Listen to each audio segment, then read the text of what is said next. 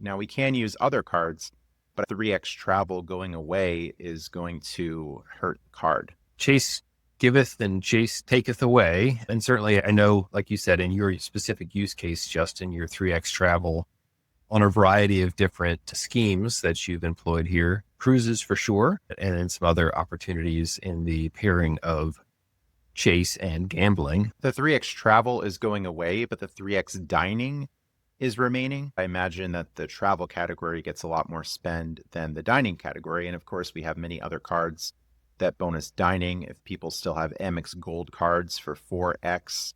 I think those opportunities still abound here. Could you parlay some of those into some travel on a cruise? It's giving 4x on flights and hotels purchased directly with airlines or hotels. They say in an email replacing 3x on all travel. Maybe not replacing, but different. I guess they're trying to sell it as a positive change. If we're booking a flight, we have to pay some taxes and fees. If we have some hotel charges, then we still get to use it there. Where do cruises fall into that?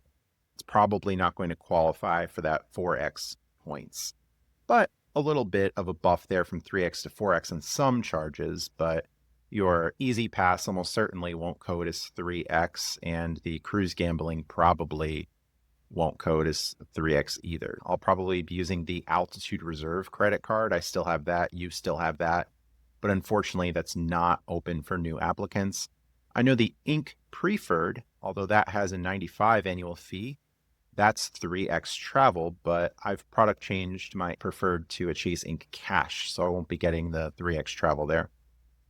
You've got the 8x straight booking through the Chase travel portal. We've done some of that ourselves. We're looking for larger hotel rooms for my family or Airbnb, Vacasa, things like that. I don't know that anybody else is offering anything close to that. Some opportunity for people using the Chase travel portal, rental cars, maybe walking tours, other experiences. The portal, normally with the Chase Sapphire Reserve, you would get 1.5 cents per point in using ultimate rewards.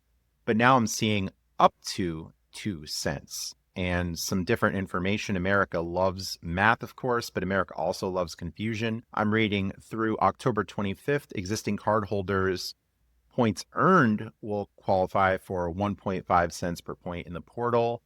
The website Frequent Miler says October 25th, 2027 is the last day to redeem 1.5 on the portal for existing cards.